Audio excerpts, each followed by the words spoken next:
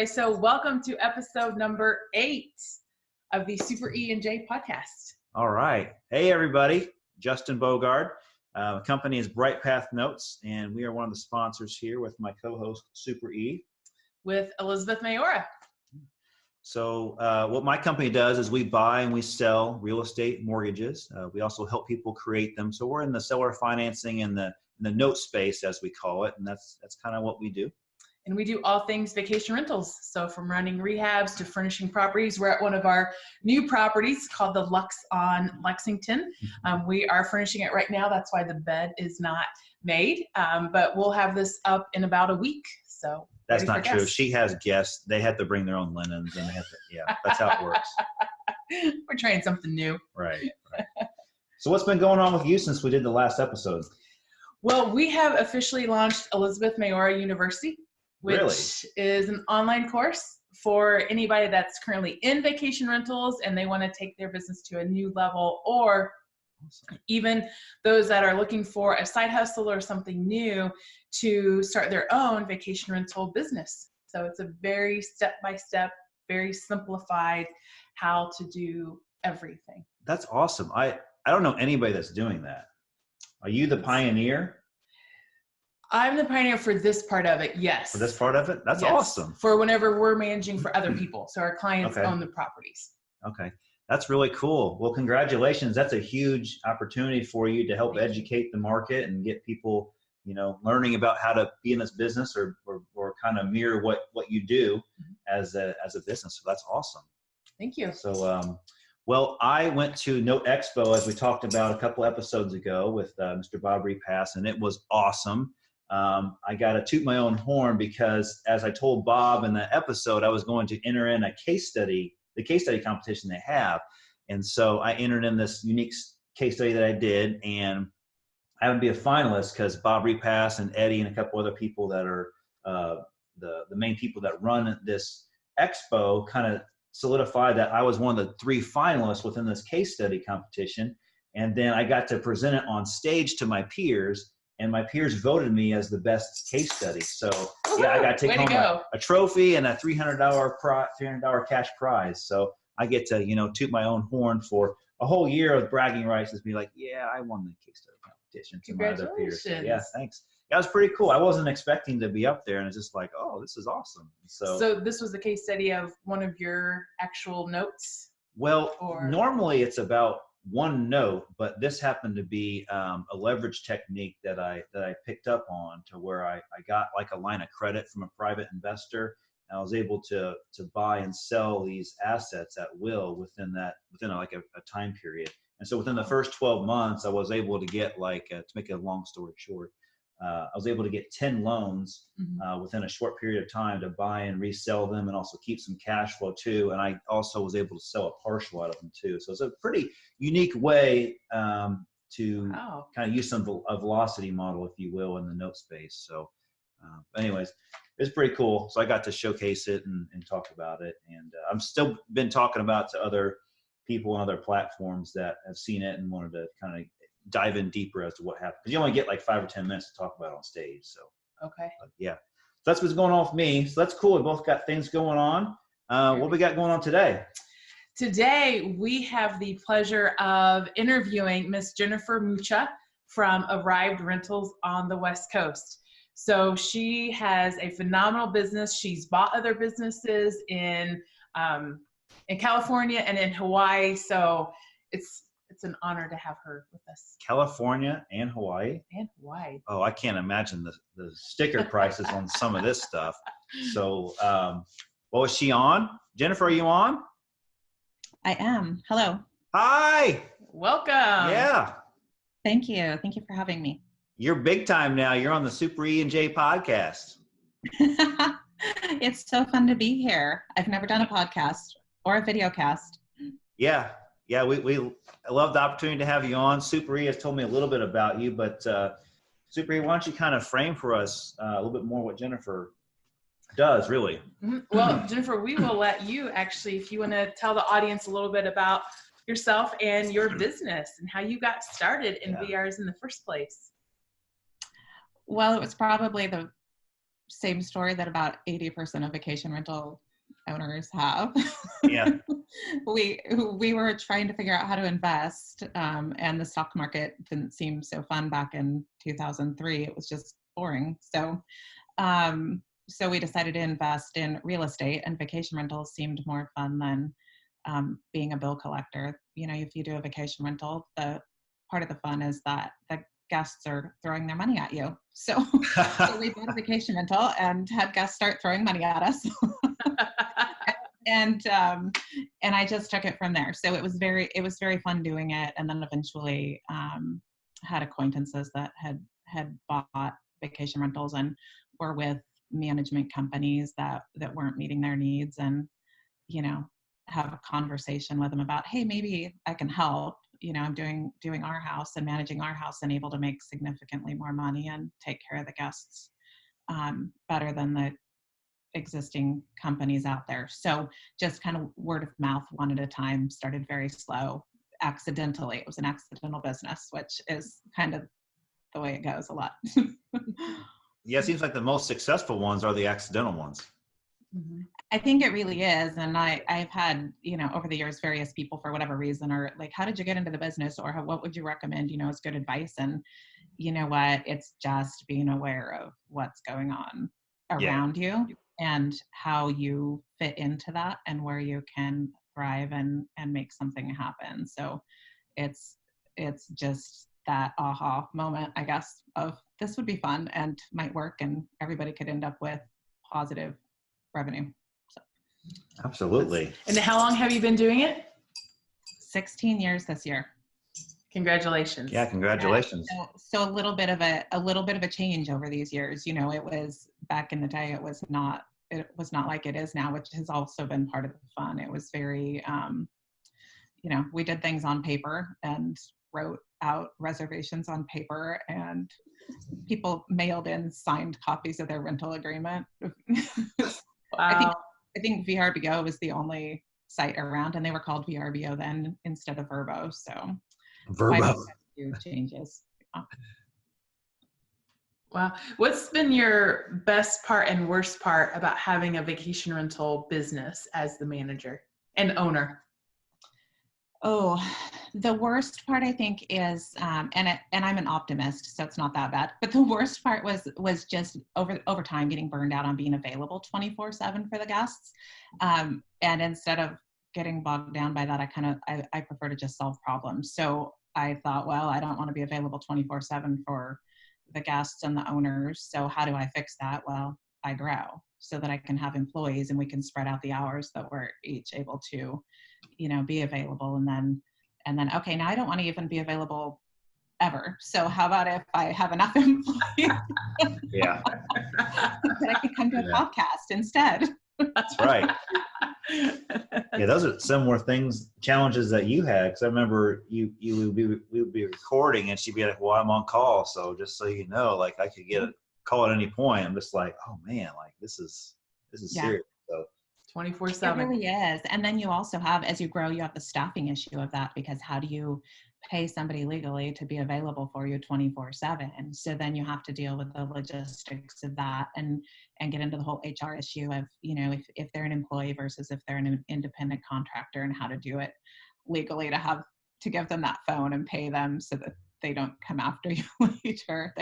They're just, you know, but that's the fun part of growing too. And I think, you know, that's probably what leads to the other part of it. The favorite part of it for me has been just that everything's always changing, and being able to grow like that and say, what's the solution to this? This is bugging me. It's not my favorite part.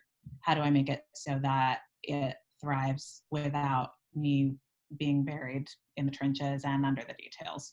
So.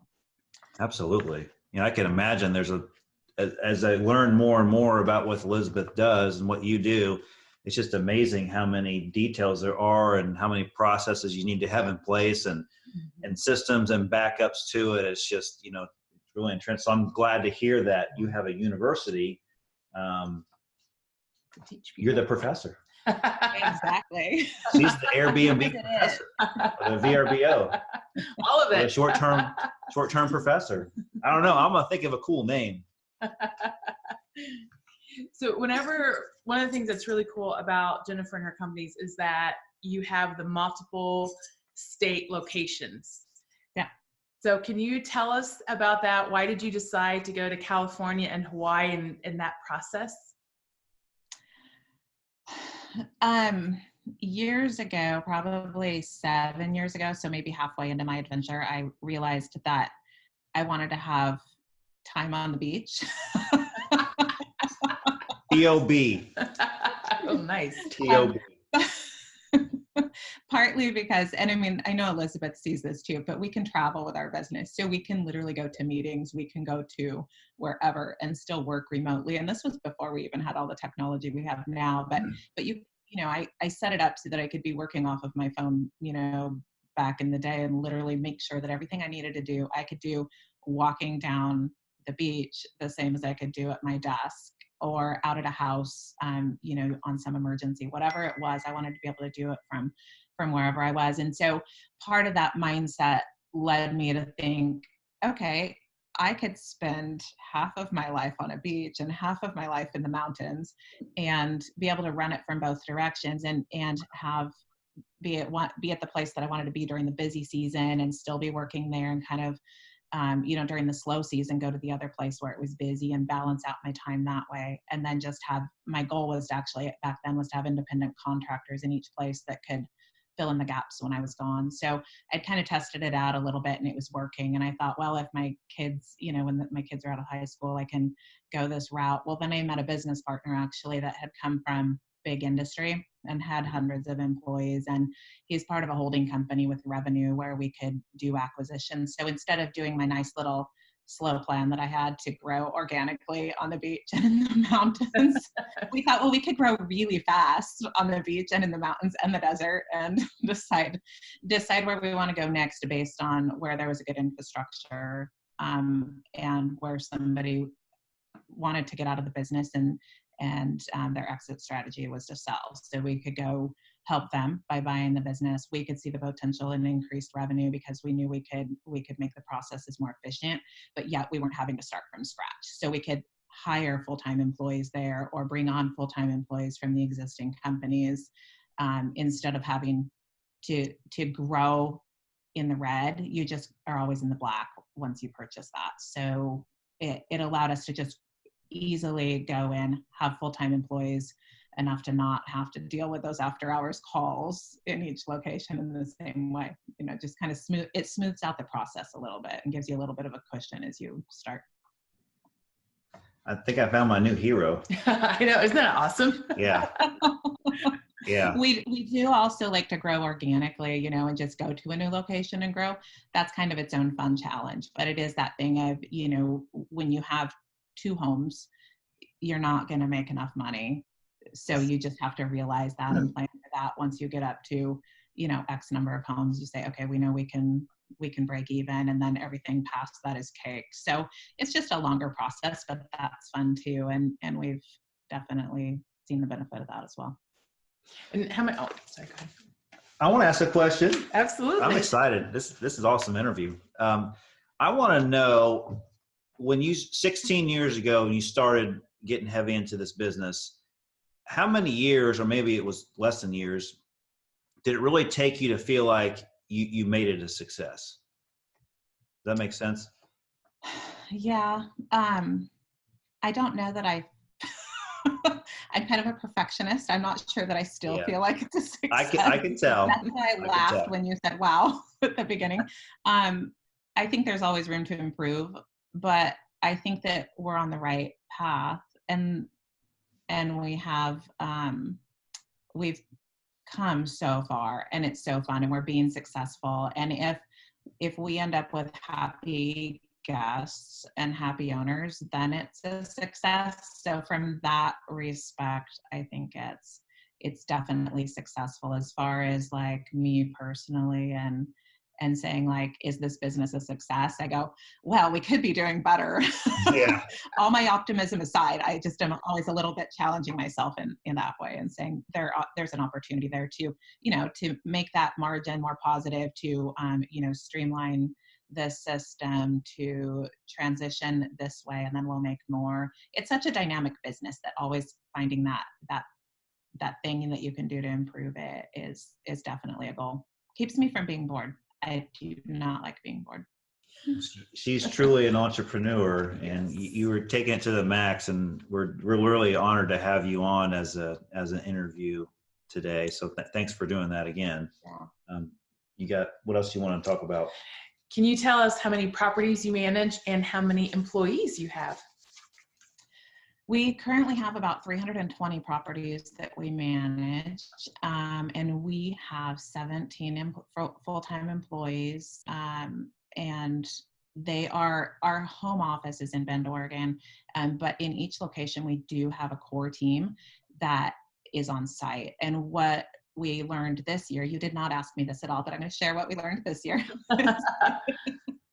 Perfect. Is that aside from having the operational team on site, so for instance, the maintenance people and the housekeepers and the inspectors, they obviously need to be on site. The other thing we learned this year, that to make that team perfect in each location, the owner services person for that site that has the relationship with the owners, they need to be there too. So we transitioned to that throughout the course of the last 10 months, and that's been hugely beneficial. So we're organized now where we have a team, like a pod in each location, and it's been significantly better that way. And then we run all of the guest services, and which is reservations and guest services. So they do reservations, but so much of that is online now that a big part of the job is how to work the TV or whatever their problems are. So we combine that. That's another team, and they're all in Bend. And then we have a bookkeeping and accounting team that functions in Bend also. So. I want to be the pod that's in the Hawaii properties. No, right? Is there a fight over that? I'm going to go there next week. I'll tell you how it is. You should come over and visit. We should do a podcast from there, Justin. I think so. Under a palm tree. Yeah, exactly. Are some of those well, the ones that you have like in Hawaii, are they occupied 100% all the time because of just the popularity of it? In Hawaii, they consider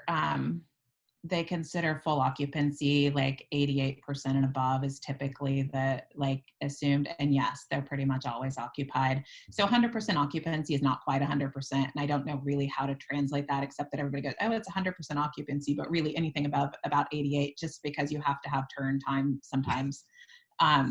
They do really well. Specifically, the South Shore of Kauai is slightly higher than the North Shore of Kauai, and then Oahu has had a lot of changes this year in their regulations, and so that's pushed our occupancies there up significantly as well, even beyond 88% of the norm. So.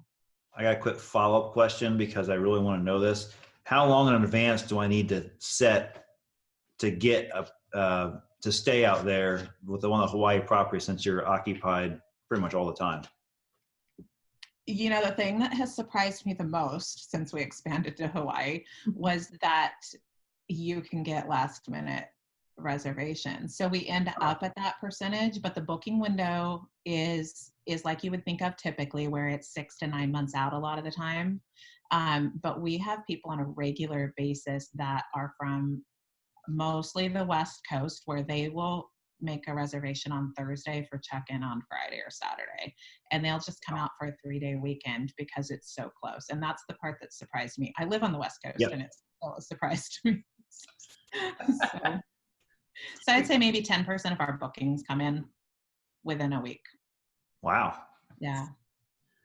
What's been it is. Yeah. What's been the biggest change that you've seen in your 16 years in the industry for vacation rentals?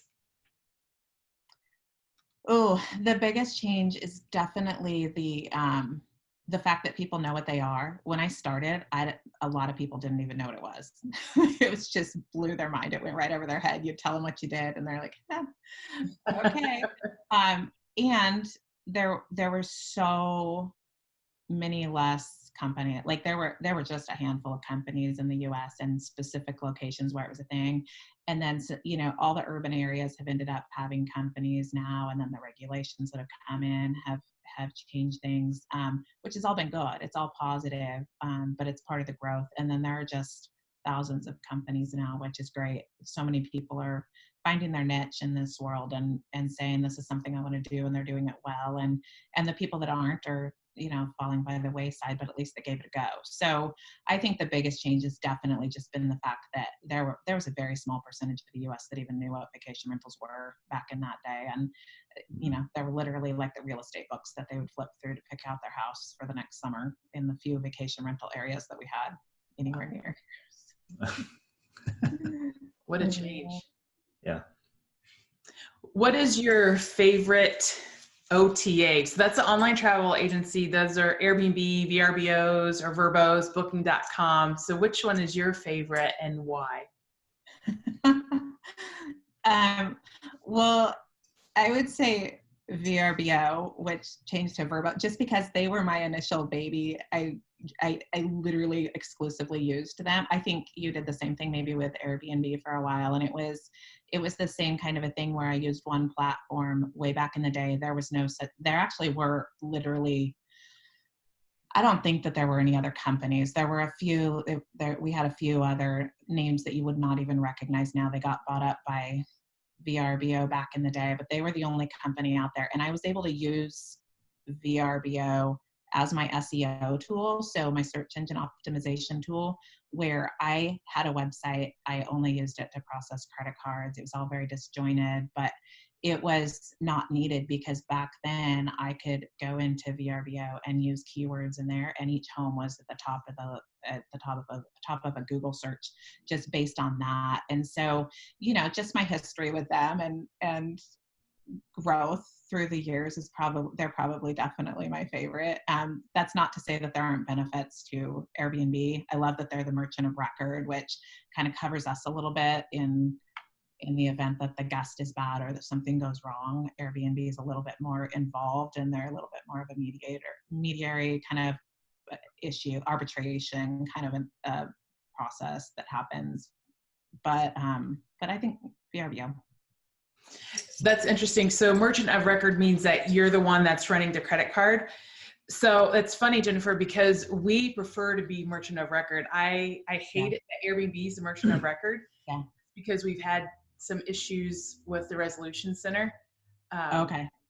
So and I will say that there's ease to it, but overall I 100% agree with you. The accounting's a little bit more difficult when they're merchant of record, and then and I don't know if you know this about the industry, but there was, because it was a few years ago, but you may have heard, there was a company, I think it was, I'm not going to name it because what if I was wrong? There was a company that was merchant of record, and they went under. So there were hundreds of thousands of guests that had paid money to this OTA, which then went under. So all the homeowners were out the money, all the guests were out the money, all the property management companies were out the money because it was like misappropriation of funds. And so I'm super hesitant to put my eggs all in that basket also because of that. So there are definite pros and cons.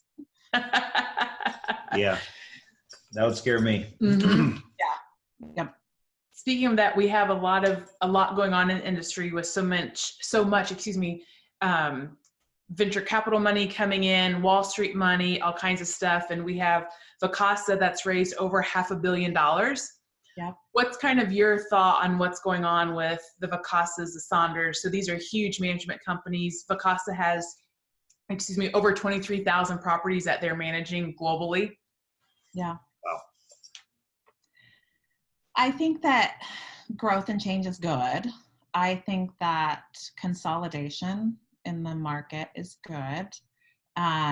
It kind of cleans up some of the property management companies that aren't ethical or aren't doing well or providing a great service that kind of bring down the industry as a whole. It helps fix that, Mm-hmm. So I think that it's good. I do think that growing too fast can have side effects. Customer service tends to typically be the one that is dropped the most, which then gives a bad name to all the property management companies in the world, because they say, oh, if you're using a company to stay there, then you're going to not have as good a service as if you book direct from an owner, which, you know, we all know there's pros and cons to both sides. So I think, you know, it puts growing pains out there, I guess, but I think it's good. I'm all about democracy, and if your business is doing well, yay. Yeah. And I think also too, the technology wrap up, just like the property management company wrap ups in the last, you know, year or two or three. I think also the technology wrap ups, like with the property management softwares and the data and all the various softwares and things that are happening, all that technology is coming together.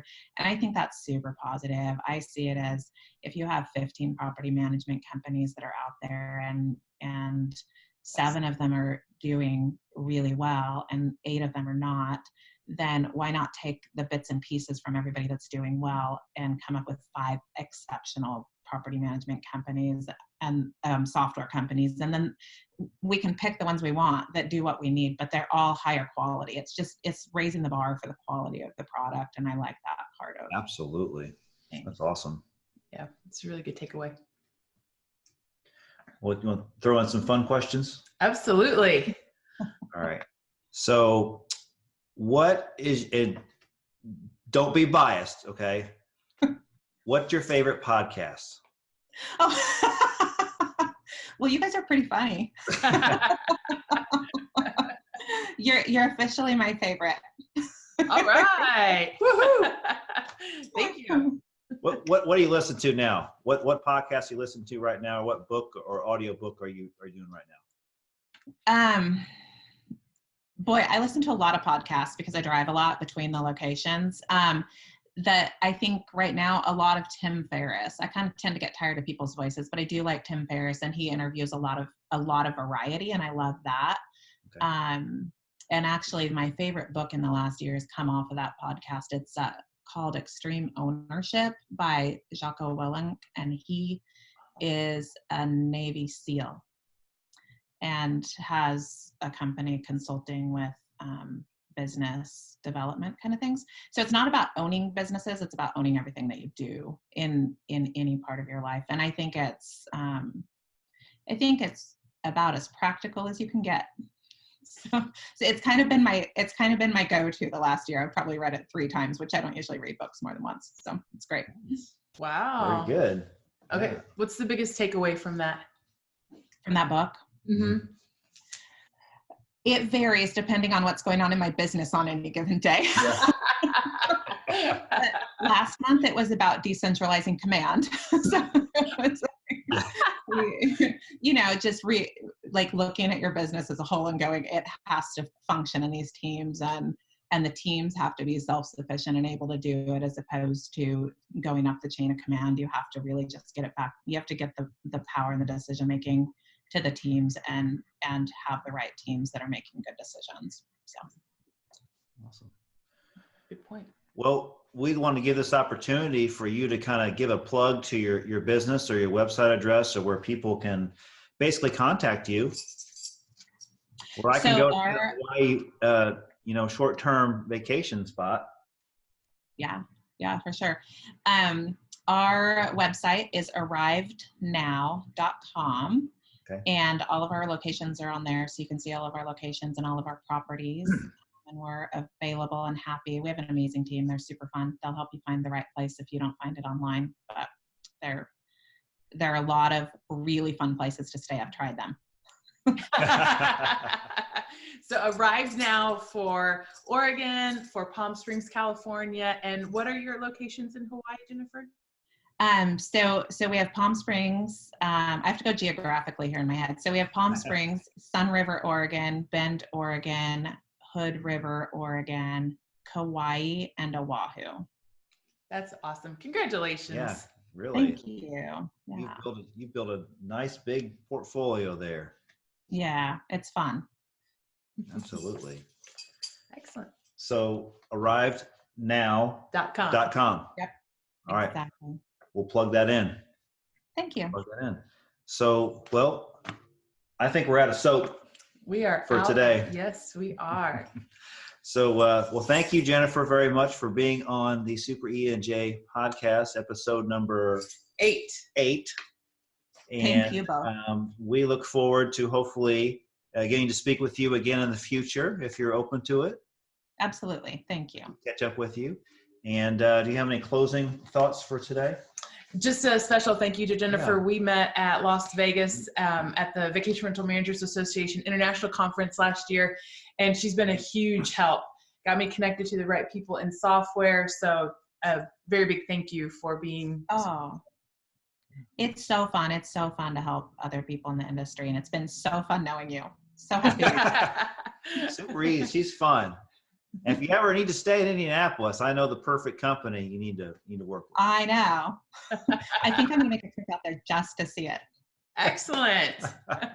Yeah, this one we're at right now is pretty awesome. I walked in, I was like, whoa. Like, it's just gorgeous. Architecturally, everything's amazing about it. So. Yeah. All right. Thank you so much. Yeah, thank you very much. And everyone until the next time, we'll see you all later. Bye. Bye-bye.